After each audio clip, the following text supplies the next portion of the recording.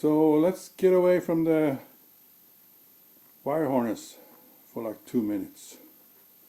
Oh, I'm not done yet. I got plenty more. This is the 460 harness, and this one is the one that goes in the back and crossover, and this one is for the central locking that this car had. But that's not what I was going to talk about. I'm going to start putting the dash together, because I need the dash in the car to be able to get this harness up.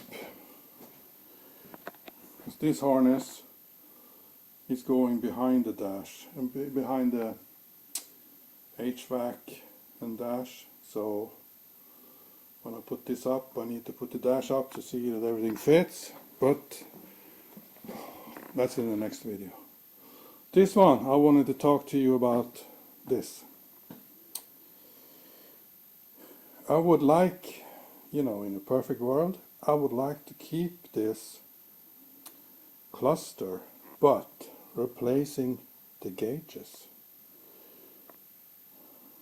I would like to keep the factory warning lights, all of them, and just put in aftermarket gauges in here. But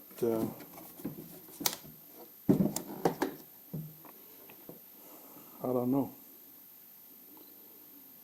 It might work, it might not work. So, any of you guys have any suggestion how to do this? Please comment down below, and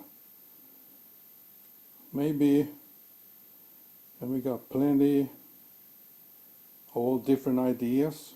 Maybe we can come up with something that would work.